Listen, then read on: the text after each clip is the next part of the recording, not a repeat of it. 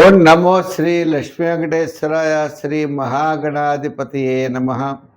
యోంత ప్రవిశ్య మమవాచ మిమాం ప్రసుప్తాం సంజీవయత్యఖిల శక్తిధరస్వధామ్నా అన్యాంశ్చ హస్తచరణశ్రవణత్వగాదీన్ ప్రాణాన్ నమో భగవతే పురుషాయ తుభ్యం.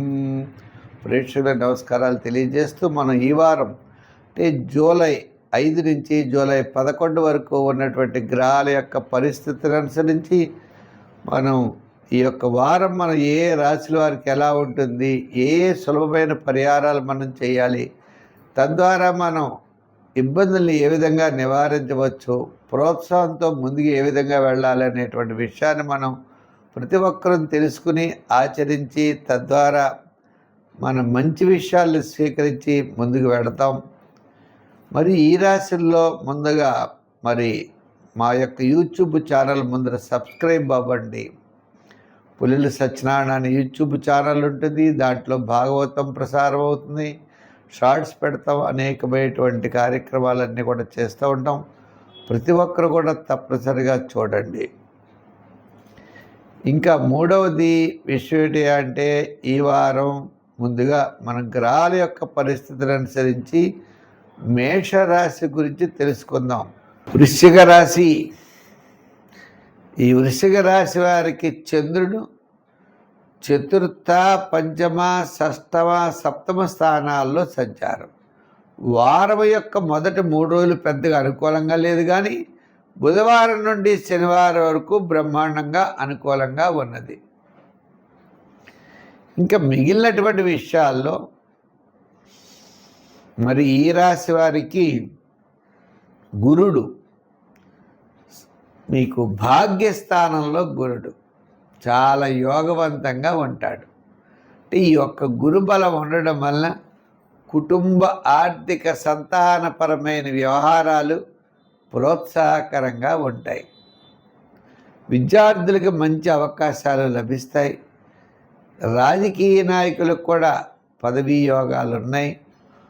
వృత్తులు చేసేవారు వృత్తిపరమైన డెవలప్మెంట్స్, ఆర్థిక ప్రోత్సాహం లభిస్తుంది. వ్యాపారాత్మకంగా చేసేవారు కూడా చిన్న చిన్న వ్యాపారాత్మకమైన విషయాల్లో మంచి ఆలోచనలతో ముందుకు వెళ్ళగలుగుతారు. మంచి ప్రోత్సాహం తప్పనిసరిగా లభిస్తుంది. ఇంకా ఈ యొక్క వృశ్చిక రాశి వారికి గత 4 వారాల కంటే ఈ వారం అనుకూలమైన పరిస్థితులు ఉన్నాయి. కొన్ని ముఖ్యమైన నిర్ణయాలు తీసుకుంటారు, శుభవార్తలు అందుతాయి, మంచి ఆలోచనతో ముందుకు పెడతారు. తర్వాత 4 రోజులు అనుకున్నామే, ఆ 4 రోజుల్లో శుభరూపమైన పుణ్యరూపమైనటువంటి కార్యక్రమాల్లో కూడా పాల్గొంటారు. వ్యాపారాత్మకంగా చూస్తే పార్ట్నర్షిప్ విషయంలో, పెట్టుబడుల విషయంలో ముందుకు వెళ్ళగలుగుతారు. బ్యాంకింగ్ రుణాలు మొదలైనవన్నీ కూడా అనుకూలిస్తాయి. సంఖ్యల్లో 9, రంగుల్లో ఎరుపు. ఆరాధనలో ఎవరిని ఆరాధిస్తే బాగుంటుందంటే, మీరు అమ్మవారి యొక్క ఆరాధన చేయండి, విశేషమైనటువంటి ఫలితాలు ఉంటాయి ఉన్నది. కాబట్టి ముఖ్యమైన వ్యవహారాలన్నీ కూడా శుక్ర శనివారాల్లో లాభించే అవకాశాలు ఉన్నాయి. ప్రతి ఒక్కరికి, మీనరాశి వారికి విద్యాపరమైన డెవలప్మెంట్స్, ఆర్థికపరమైన ఉద్యోగాభివృద్ధి, రాజకీయపరమైన గుర్తింపు, వ్యాపారపరమైనటువంటివన్నీ కూడా ఉన్నాయి. ఈ రాశి వారికి ఇంత బ్రహ్మాండంగా ఉన్నప్పుడు శాటర్న్ యొక్క మైనస్ కూడా ఉన్నది.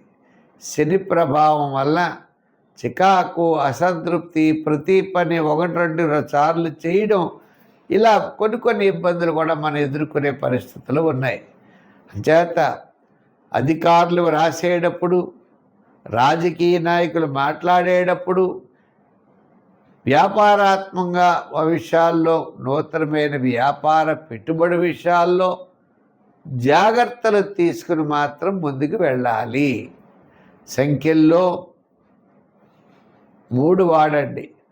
ఆరాధనలు వెంకటేశ్వర స్వామి వారిని, విష్ణువుని బాగా ఆరాధించండి, మంచి ఫలితాలు ఉంటాయి. స్వస్తి. ఈ కార్యక్రమాన్ని మీరు చూసి ప్రతి ఒక్కరు కూడా ముందర మా ఛానల్ సబ్స్క్రైబ్ చేసుకోండి, లైక్ చేయండి, షేర్ చేస్తూ ఉండండి. మా యొక్క ఛానల్లో భాగవతం పెట్టాం. ఇప్పటికప్పుడే 90 భాగాల పైన భాగవతం పెట్టాం. ప్రతిరోజు కూడా భాగవతం పెడుతున్నాం, చూడండి.